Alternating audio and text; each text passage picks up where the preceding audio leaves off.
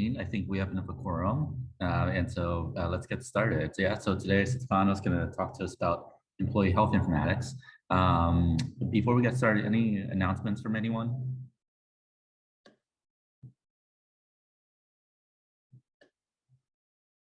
Okay, and then I don't have any announcements other than I'm officially back from paternity leave. Yeah, all right, great. Well, with that, I'll turn it over to Stefano and look forward to learning more. Welcome back. Okay, thank you everyone. My name is Stefano, and for those of you who don't know, I am about to finish my residency in occupational and environmental medicine here at UCSF. And this presentation, oh, I see something in the chat. This presentation really highlights the work that I did over the past 2 years at the intersection of employee health and informatics.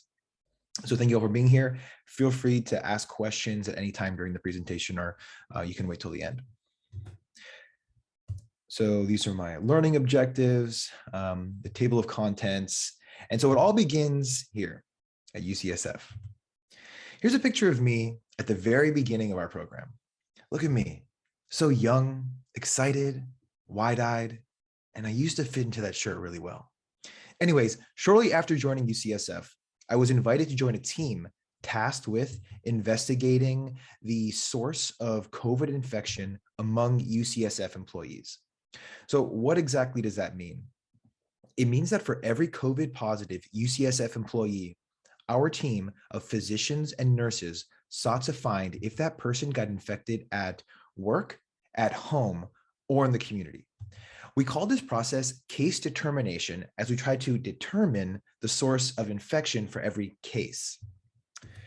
So how did we actually determine if an employee got COVID from work or in the community? Now, before I go into the workflows, I wanted to define the difference between contact tracing, a common term, and case determination, what we were actually doing, because they overlap, but they're actually really different. So both contact tracing and case determination require gathering a thorough history from the COVID positive employee. Case determination requires a very broad history. It asks the employee to recall any possible COVID exposures that they experienced over the past 14 days. So over the past 14 days, all contacts, all activities over the 2-week span before they either had symptoms onset or they tested positive. And many of you may have had this experience on the phone with occupational health. Contact tracing, on the other hand, focuses on all the potential people that the COVID positive employee could have exposed themselves to during the 48 hours, specifically 48 hours prior to symptom onset or testing positive, because that was the infectivity window. So case determination really goes much deeper and wider than contact tracing and requires very specific questioning. So the team of occupational health nurses and physicians would physically pick up a phone and they would call each COVID positive employee. And if that employee hopefully picks up, then the provider performs a case interview. The interview required granular level questioning that assessed exposure risks under various settings and timeframes over the 14-day period. We would question work exposure, home exposure, community exposure, and travel exposure. So these calls often took 45 minutes or more. Sometimes it would take multiple call attempts to even speak to a COVID positive employee. And so here I'm going to introduce the first inefficiency of the process that we had here. It was time. 45 minutes per call, especially during a surge, adds up really quickly. And so I'll focus more on that soon. So anyways, when interviews were completed, a consensus would come together to make a determination. Work-related, home-related, community, maybe they got it traveling to Vegas, who knows? So once we gathered the data, the source of infection was determined by applying the principles of a likelihood model to determine the most likely source of exposure. The likelihood model was based on work from the Council of State and Territorial Epidemiologists and took the approach of likely occupational, likely work-related, likely happened at work, unless proven otherwise. However, here's where I want to introduce the second inefficiency. I'll show you on the next slide the way that we had to intake this data.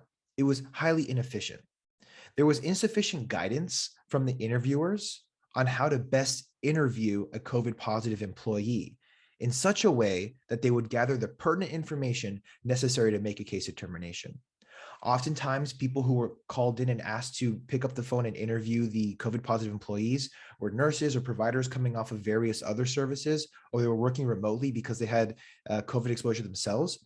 And they didn't know exactly what to ask, or there would be paragraphs and paragraphs of information unrelated to the case, related to the patient and their life, but unrelated to the case determination. And sometimes there would be maybe just one or two missing data points that would help make the determination. But if there was any gap in data, then we'd have to pick up the phone and call again, thus delaying the entire process. So when I joined the team, there was really a cumbersome workflow of data gathering, cleaning, interpretation, and then having a quorum of clinicians to find the consensus for classification via a Delphi method. So above is a screenshot of just one case among the hundreds that our team combed through and collectively voted on. All data in blue was copied and pasted from a legacy data system within UCSF called TrackIt. It really is employee health specific, the TrackIt. And we can talk later on about why there's TrackIt versus this information not living in something like Epic. So the data transferred was free text. The interviewer was just typing what the COVID positive employee was saying, and often, again, without guidance on how to conduct that interview. And so because of this, each and every free text was different in its structure. So there was no pattern recognition. There's no way to determine if a case was clearly occupational or not. You would just have to read the entire paragraph. And if there were data gaps, again, you'd have to go in and call the patient all over again. So the biggest issue became the time constraint on data gathering. Again, if the patient picks up and the interview takes 45 minutes, not including data input. So during the winter surge of 2020, our team got up to 120 cases behind, which amounts to 90 hours of work just for data gathering. So we really had a limited number of team members. There were 3 clinicians, sometimes 4, 2 of them were residents, and picking up and calling these people. So really there needed to be, with such a limited number of team members, really the appropriate attention to each case kind of became impossible. I mean, there was huge variability in the quality of data. At baseline, this was interviewer dependent. If I were to call a patient or a COVID positive employee, I knew exactly what to ask to get the pertinent information, but others may not. And under surge circumstances, under surge conditions, the integrity of the findings really was decreased across the board. So, and none of the questions were actually standardized. It was just sort of, hey, ask them about this, but not exactly how do we ask them about that. If we standardize the questions in such a way that the interviewer could simply read exactly what we wanted them to, then we could assume that there would be an improvement in the variation of the data gathered, which would also address the gaps in data collection. That was so important because with the gaps in the patient data, everything went full circle again because we'd have to call the patient again, which takes time. So I began to think that there must be a better way. The data is uncleaned, it is unstructured, and during times of surge, it was highly inconsistent and missing valuable data points. I wanted to improve the process, and it all started with data gathering. So within the OC Health world, a few people have seen this, and this is my famous or infamous question flowchart. I created this after recognizing predictable patterns in what were the most high yield questions to make a case determination. And in fact, because there's such a strong overlap with contact tracing, they included that as well. So I developed this algorithm of questions and answers. So it includes the questions and answers with a weighted scoring system based on the likelihood model. And depending on the outcomes, it could actually make a case determination automatically upon completion of the questions. So to clarify all of this, the idea is that all of these questions would be on an online survey format. So using Qualtrics, we could have the end user receive the survey and simply read the questions and answer only the possible answers that we give them. And my goal was twofold. I wanted to standardize data collection and automate case classification. So by having the questions and answers standardized, the user, whether it be an interviewer phone call who's calling the COVID positive employee, or simply sending the COVID positive employee the survey themselves to take themselves, they can simply read the pertinent questions to gather the pertinent answers. No interview training necessary. This really streamlines timely collection of data in a consistent and structured way. And these data could actually be automatically transferred into our internal databases to then use for case determinations, which leads me to automation. My goal was to develop an assistant for the case determination team, something that makes unbiased decisions based solely on objective data. Especially during times of surge, this automation can quickly determine cases that are clearly work or community exposure, which would allow us to allocate our limited resources toward more complicated cases. So for example, if we were to ask a person who doesn't have a lot of work exposure, if someone tested positive in their home over the past 14 days, that would automatically trigger that there were community exposure and likely not occupational. Rather than having the physician read through a whole paragraph to get to that point, it would be simply automated. And if we had the automation make a determination, that could also flow right into a Tableau dashboard. At least that was the idea for reporting purposes, especially as UCSF is very public facing and with what they wanted the public to know as far as their employees and how much COVID there was. So actually, in fact, in preparing for my presentation to leadership, I used testing data from our previous determinations and compared the human findings from the physicians of what the case determinations were to the algorithm that I developed. And it was accurate 93% of the time. It was pretty awesome. Let me show you exactly how I did that. So here it is. So it's a little messy, I'm sorry, probably to see on your screen, but the way I structured it was for all the questions that I was developing, I gave them a name, something that was easy without any spaces for coding. And I defined each outcome that we have. So it was either you were COVID positive due to direct patient care, you had a COVID positive patient, indirect patient care, people who work within a healthcare setting, but don't actually provide direct patient care. So they could be people working in the healthcare setting, working in research labs, administrative people in the back offices. It could be due to a coworker of yours who tested positive and then you had exposure to, or community. And community was broken down into an indoor community exposure, an outdoor community exposure, or travel. So as you can see here, things got really granular. So what I did was I broke down each question and I determined what were the responses that would equal that outcome. I broke it down for all of them. And then I created these filtered rules. So basically, if this, then that. So if patient facing is yes, and this is yes, and I created it for all of them. And then what I did was I took all of the outcomes that we had on our end. This is the UCSF official determination. And I de-identified the data gave all the users their unique identification. And I also blinded myself to what the outcome was. And so I simply got the text box that you saw earlier, just what the story was. And I answered the questions based off of that. And this is what the algorithm would show. And so the algorithm sometimes would show multiple, it would say direct patient care with community, because sometimes there would be some overlap. And then depending on what the outcome was, I gave it a correct was a 1 and then a not was a 0. And I was able to get it to, my first time was 93%. And then I did it a second time and it was actually 100%, but I felt like perhaps I wasn't validating it appropriately. And so I thought like maybe 100% sounds too good also, because it was probably wrong somewhere. I'm just kind of doing this by myself. And yeah, that's how I made the algorithm. So let me go back to the presentation here. So, oops, sorry. Okay, so, oh no, here we go. So when I presented my ideas and the algorithm to leadership in January 2021, I was told that they would not adopt it.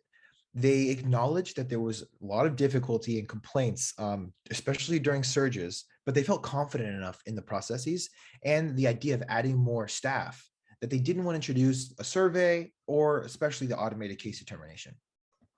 Interestingly, I was actually told that I was dehumanizing the processes within Occ Health by trying to introduce these. My argument was, as I stated earlier, I really wanted to improve these inefficiencies that took too much time and too much extra unnecessary work from our providers. However, this changed during the winter surge of December 2021. So I was called by UCSF during my vacation while I myself had COVID and I was asked to implement these surveys. The occupational health team was overwhelmed, and they needed support with contact tracing and case determination. So within a week, I met with them pretty much daily, figured out what exactly was necessary and how to restructure the survey for their needs, and we went live. And the success was clear immediately, and my survey has been used in over 5,000 UCSF employee investigations in the last 6 months. And we recently changed the survey to reflect different needs and different use cases. And so I'm really grateful to continue at UCSF for fellowship to continue to support them through this. All right, so next we go to San Francisco General. And fortunately, I was able to participate in the employee health rotation at the General while they were transitioning electronic medical records to Epic. So it was a chance for me to see change management in real time. However, my rotation happened to be the same time as the start of the summer surge of 2021. It was a classic summer's tale of COVID. Am I right? Just ruining everything. So for the sake of time, I will briefly review the work that I did during my 1 month rotation there. So ZSFG had started using survey-based approach to gathering some information from COVID, actually shortly before I had arrived. So the leadership within OC Health saw the advantage of this streamlined approach already. So when it was found out that I had experience in this, I was asked to help to improve upon the processes. Well, they were using a totally different software with different backend and database flows. So we were using Qualtrics, we were using Trackit, and they were using Microsoft 365. So it was really Microsoft Teams, Forms, and Excel, and how they all interconnect. So fortunately, I was able to apply the same principles. What's the pertinent questionings? What is the skip logic? And I even tried to introduce the automation as well, all while applying it to learning a new system, which at the time, I didn't see as much value in it, but it came into so much use later on. And I'll get to that. So that was that part. Then during the go live of their new electronic medical record of Epic, I helped with the change management, which for me meant helping the end users. And in this case is the nurse practitioners. The nurse practitioners are the ones who mainly see the patients at San Francisco General's OC Health with the intricacies of Epic. That's what I was helping them with, especially as it relates to the Department of Transportation documentation. So this is really where occupational medicine and employee health begins to show its breadth of coverage. Because for the Department of Transportation, patients that are the majority of the patients flowing through that clinic, it is physical examinations and fitness for duty tests. So the individuals who are driving buses, who are driving big trucks out in the highways, they need to be cleared by a physician or a provider that is aware of the regulations within the Department of Transportation so that they are actually fit to be out there driving a large vehicle in the public. And so for that, that's really a balance of clinical care and medical legal considerations, all with various paperwork to go along. So for that, I created highly specialized, like super customized smart phrases that were specific to the legal document needs of the Department of Transportation. I developed it in such a way that there were smart phrases within smart phrases that simplified the workflows of the nurse practitioners who weren't the most tech savvy. So I wish this part was easier to understand, and I don't think it's really relevant actually to this audience, and it's kind of complicated. So I didn't include much more detail than that in this. I just got to learn smart phrases really well and smart links and all. So anyways, it was a really busy month for me, but it was only a month. And my two biggest takeaways were it seemed ideal to, and pretty, it seems just so easy to implement and think about, but prepare before a surge. Don't try to implement change during a surge. So it's really like that calm before the storm idea is when we should prepare. And then the second thing that my takeaway was building trust is really the key to making change. And 4 weeks isn't a lot of time to understand the system, understand the new technologies, understand the workflows, gain their trust, and create something to help improve their workflows. But that was my big takeaway. The trust was a necessary thing for me, which brings me to the San Francisco VA. Now, I was at the VA for 4 whole months, consecutive months. And my work at the VA can be summed up as a culmination of all of my lessons. Here, I applied principles of employee health contact tracing, interdisciplinary workflows of COVID surveillance, the importance of building trust with end users for product development, an agile approach to product development, structuring relational databases, and approaches to change management. All of this came together in one giant project. So during these 4 months, I had the opportunity to really impact the workflow for employee health COVID surveillance. And again, as I mentioned, trust. The time I recognized that I would find the time and the opportunity to try and have them build trust in me so that we could build this together. But before I show you what I built, I want to show you how things were like before I started my quality improvement project. When I arrived, I began working the COVID hotline, and I wanted to intimately learn their workflows. With that, I was really surprised with how strong a reliance there was on paper. On my first day, I was handed a stack of papers for my COVID hotline onboarding. The workflow was pretty complicated, especially because there are so many resources to look into, and I'll show you what that means. So let's go through an example together. All right. So a San Francisco VA employee calls the COVID hotline, and you, the hotline provider, picks up and starts to fill out the paper form that we see here on the left. Well, on its surface, this form looks like it asks for pretty basic information. But really, especially if you look down to the bottom, this form is to fill in contact tracing type data, including if that person had a COVID exposure. But let's say it's your first day and you were pulled in because of a COVID surge into a new unit, or maybe it's your first day on a rotation at the VA. If they gave you this document, how would you really know what to ask? For example, what defines an exposure? And this lack of interviewing guidance, really no information on what to ask, was part of what led me to make those surveys for UCSF.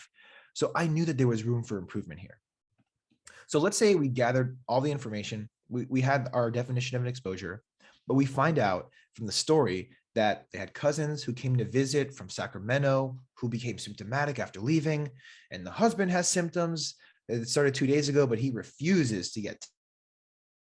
He works in a dialysis clinic, so with high-risk patients. This is a very common story of exposure, of issues with family at home, with testing, and working in a high-risk situation. So if that's the employee that we have, then we have to look to the document on the right to match up the flow of quarantine guidelines. Now, as we can see, the outcome depends both on vaccine status and type of exposure.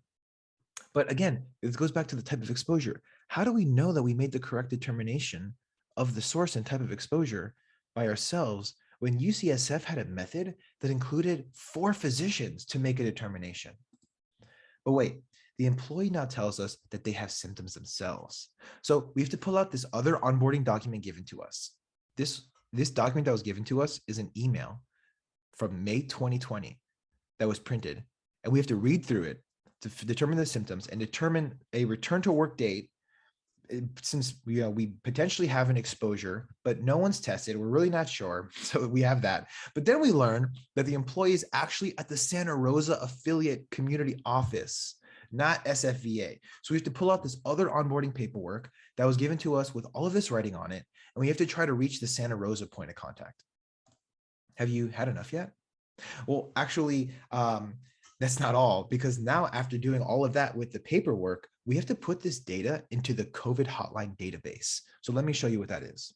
Oops. So we're done with this. Okay.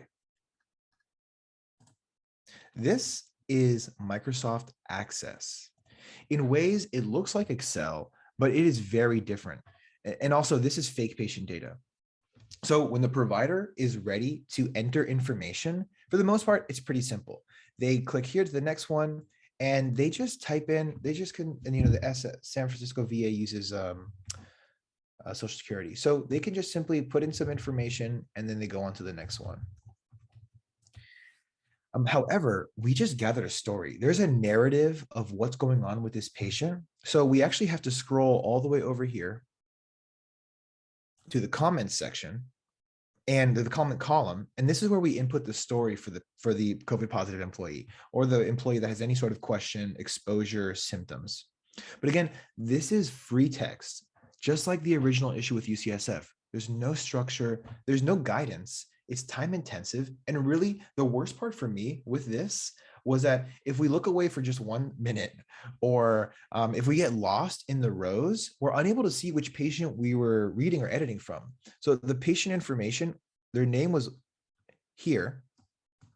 This is the patient information, but oh, I'm sorry, my VA laptop sometimes gets, but we'd have to scroll all over here and we no longer know whom it is that we're editing.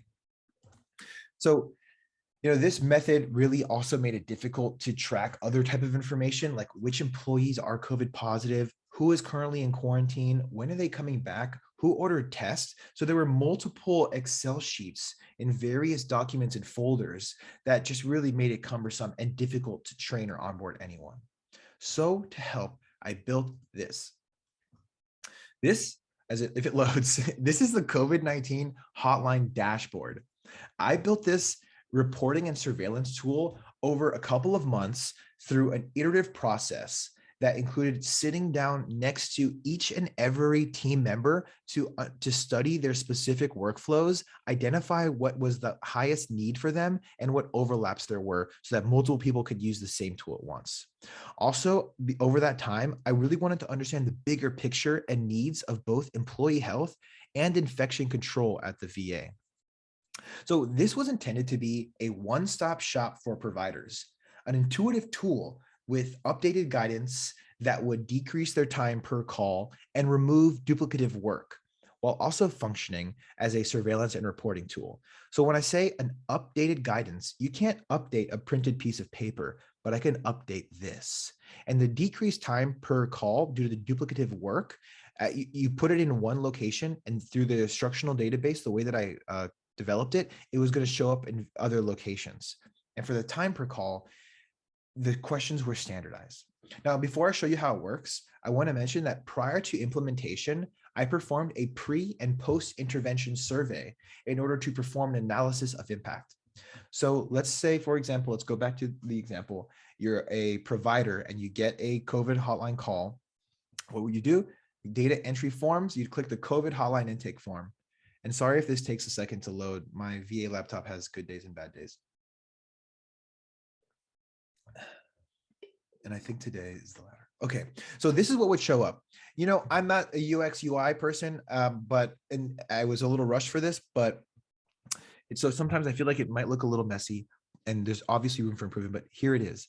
If you were a person who had no training and you were thrown into the fire, you could just start by reading the questions. So one, we want to know, are they calling due to COVID-related symptoms, exposure, vaccine side effects? And so this discrete data, no typing necessary for this, they would just pull down, oh goodness, and then they could choose what it is. And this really starts the workflow. So then they would just input the data. This is all demographic information that's pertinent to the patient.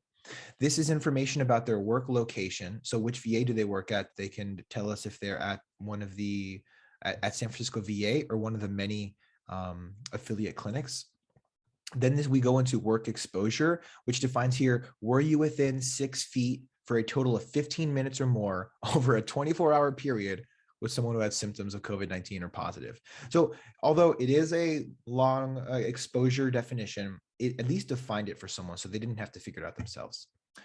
We talk about symptoms, and again, we go into more of that. So for example, let's say that they were symptomatic, did have a really high risk exposure, and they need a quarantine. Instead of pulling out the paper, if the provider just clicked here,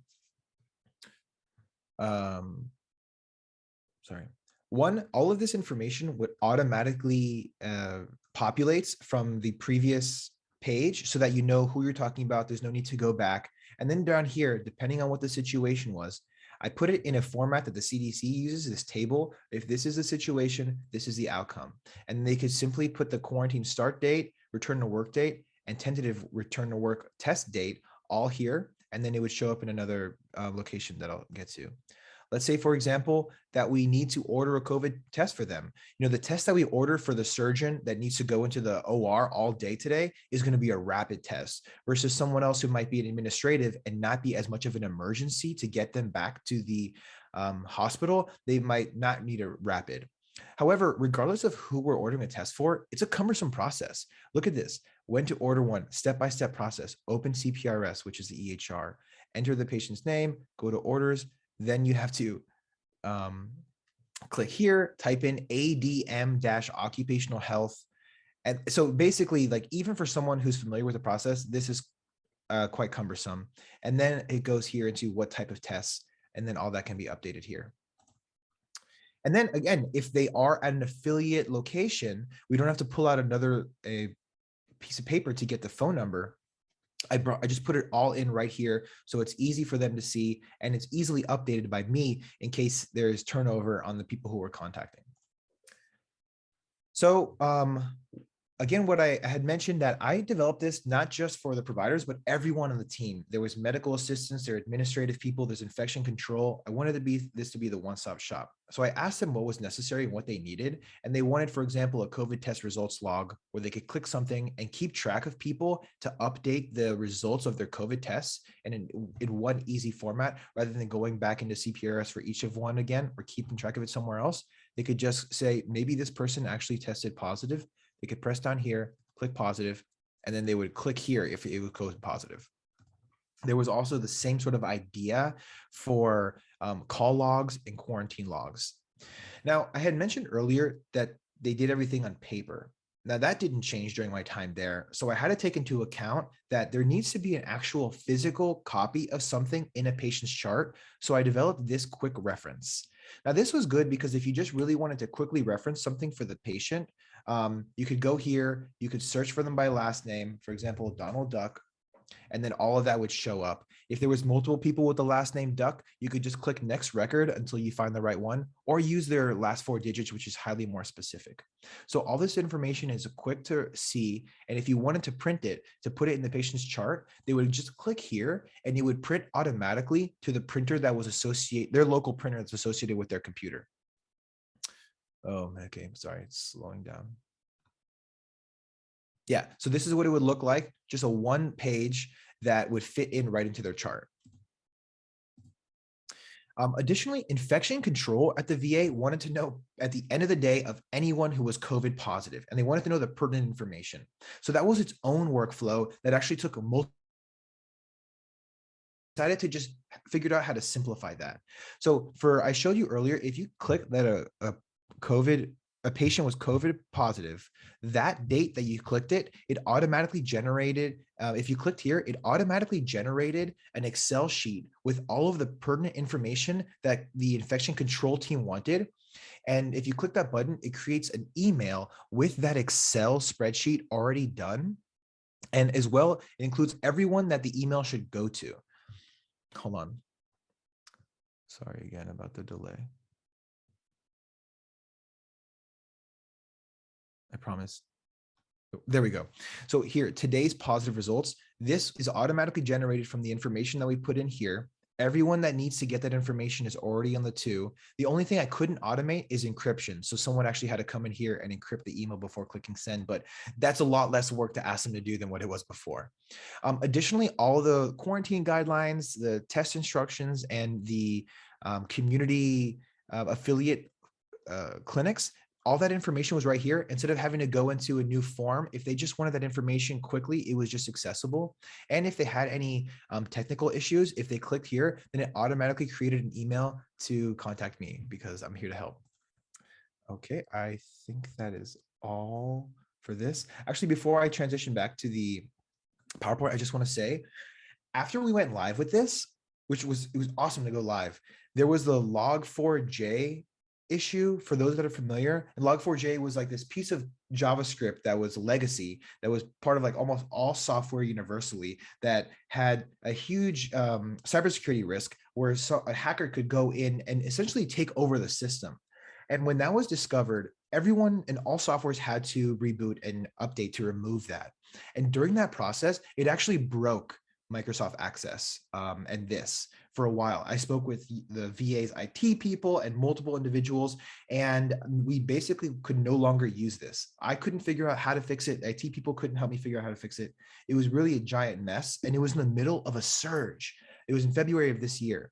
So within one day, I basically redeveloped as much of this as I possibly could, all within Microsoft 365. So it was within the Teams, Forms, Excel. I just redeveloped it in one day. And I was only able to do that because of my experience at the San Francisco General. It gave me the opportunity to learn how to do that. So I'm really grateful for that again. So let's go into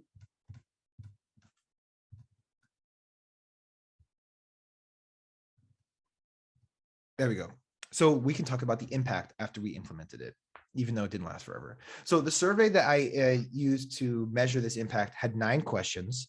The sample size for the pre-implementation survey was 8, and it was 7 for the post. So limitations include, well, this really small sample size. Also, there was no individual user identification. So I couldn't compare individual responses because I kept it super anonymous. Which means that the data actually couldn't be paired when determining what was the right statistical method. So when considering these limitations, the best test that we could find for statistical significance was the exact Wilks-Coxon-Mann-Whitney test. It was for non-parametric analysis of ranked data, like Likert style data, requiring no assumption of normal distribution, no assumption for dependence, and no assumption for pairing. So, and also due to the sample size, applying the Bonferroni type adjustment, which is really the most appropriate thing to do here, actually the alpha level adjusted for the multiple comparisons is 0.006. It's not P less than 0.05. It's got to be P is less than 0.006 in order to actually find significance for this. So since that was the case, there was only one truly significant finding in my survey. Although if it was 0.05, there'd be more than one, but I'm going by the Bonferroni type adjustment. However, subjectively, and we'll look at the data, the eye might consider many of the outcomes to be pretty significant. So for example, here are column bar graphs showing the difference in outcomes. So to the left, it says, please rate your ability to add new records with the current COVID-19 employee health tracker. We can see that from the yellow and light green to darker green on the Q1 pre is a lot more green on the Q1 post, but p-value is high. So, and on the right-hand side, we can see here, please rate your ability to access previous records, such as when to view and or edit within the current COVID-19 employee health tracker. A lot of red, and then here, a lot more green. So, it showed a lot of great improvement, and it's very clear, but again, with the significance factor changing, it's not actually significant, which is fascinating. So we'll go through just the other types of questions that I asked. So this one was ability to add new records. I wanted to know, as they added records, what was the impact of this? I wanted to know the impact on their ability to go back to old records. I wanted to see how long it actually took them to look up old records.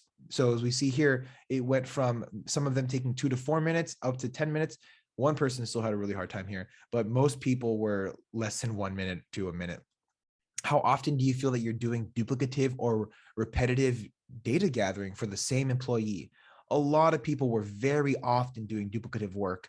And then most people were rarely or very rarely, the color gradient here. But again, unfortunately, the p-value. But at 0.05, this is highly significant. How familiar are you with accessing the data quarantine guidelines? So a lot of people were pretty familiar with it. Oh, it looks like my computer froze. No.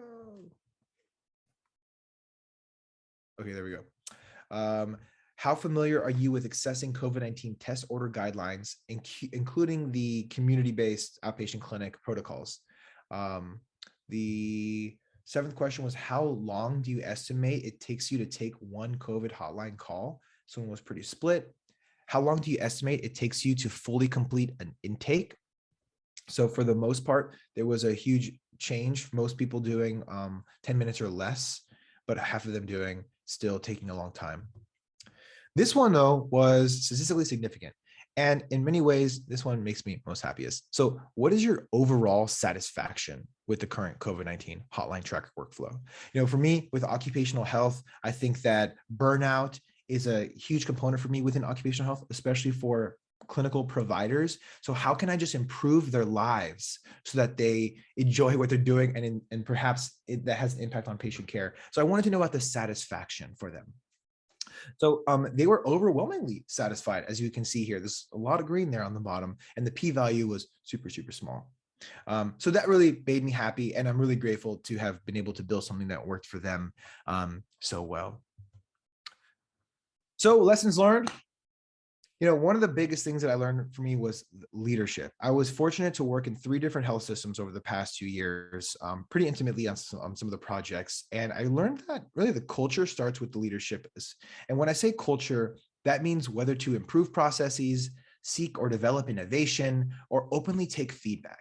The culture really seems to start at the top and trickle down. And the examples that I have is, at UCSF, there was a hesitancy to adopt this new technology, even during pre-surge. But it wasn't until the end users were really unhappy that they were able to implement something. There was just a miscommunication between them.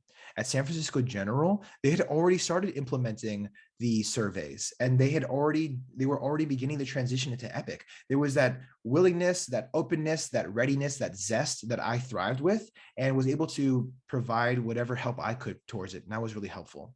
And at the VA, there was mixed feelings there, but overall, it was clear that the leadership was willing to improve the processes, and we were able to implement something that's continued to help them today. The third one is trust. And again, so this is really all a team effort. And so building trust within the interdisciplinary team was the only way that I could make meaningful products that could facilitate change. And as a trainee, I could build, as anyone really, you could build the greatest tool imaginable, but if no one trusts me, then they probably wouldn't embrace it. And then last was preparation. Change can be really difficult for some people and just come a little bit more naturally for others. And so with this approach of like leveling the playing field of preparedness, I think is super necessary, because sometimes we need to make change at a just baseline difficult time, like in the middle of surge. Which is really my last takeaway, is do not make changes during a surge if possible. Prepare when the waters are calm so things can go as smoothly as possible if cases spike. But if there is a need for change, again, it's going back to that playing field of preparedness. My last slide is, I'm graduating from occupational environmental medicine. It's been a wonderful 2 years. I wanted to thank all the faculty and staff and peers that have been so supportive. We didn't have Patagonias for us for the entire time that UCSF OCMED has been a program for the past like 40 years.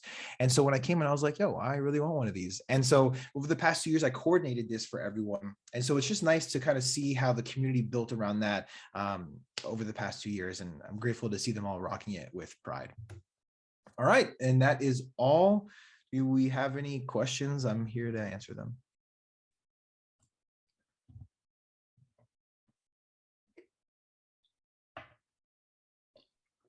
Hey, Stefano, this is Simone. Great job. Yeah, it seems like you really highlighted something that was a needed area for improvement. And I can't tell you how many parallels I see between how things are going at occupational health in terms of processes and implementation and how they are in lab medicine.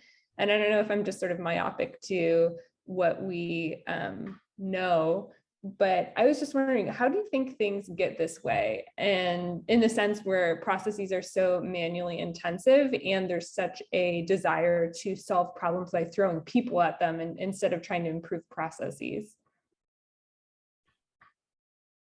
How do I think things get this way? Yeah, I'm just like wondering, like, how do you think things get this way, and then how do we evolve beyond it? Because I think in lab medicine in particular, we're at this critical point where we have a workforce shortage, and we think the only way we can solve things is by hiring more people. But I'm really trying to go against that, I guess, sentiment and saying, no, we can maybe make processes more efficient. Yeah. I was just wondering, in terms of like all the cultural changes that you were talking about, if you can do that. No, I totally, that makes a lot of sense. So I think within my perspective of how things have been, there's a lot of fragmented processes and people that take care of one thing that don't communicate with another. And a lot of the individuals that within this department and the division of Occ Health within the Department of Medicine have been doing the same processes for so long that it's almost like the foundational method of doing things is there might not this Leo put history, and I think that is maybe a good word to put it. There is just a historical baseline of how they do things, that there may not be so much of a willingness to change. And perhaps that comes into communication with the end users and how cumbersome these various processes can be.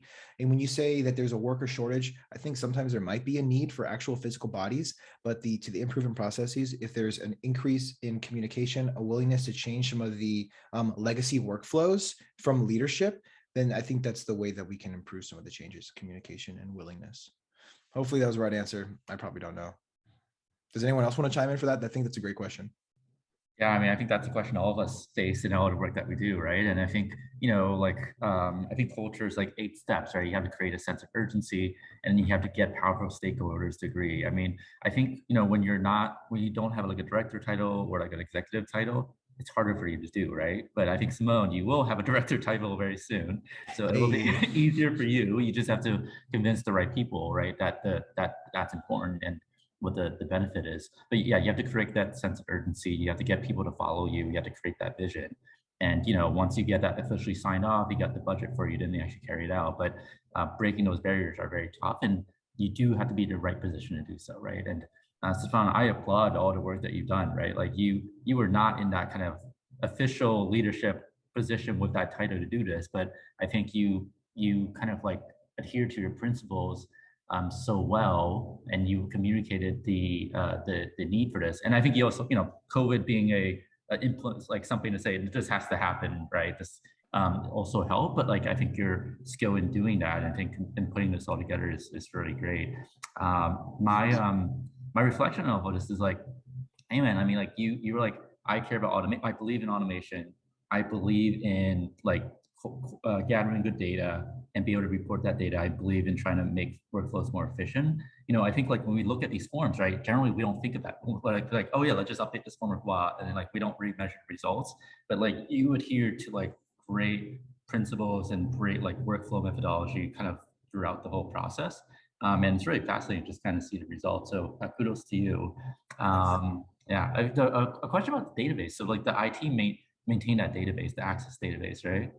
No, it was all Occ Health non-technical people who created it. The reason why they chose Microsoft Access was because they weren't using anything like on the cloud, and they didn't realize that they could do Office 365, so multiple people can use one Excel sheet at the same time. So it's one of the medical assistants created the Microsoft Access, and that's what they decided to use.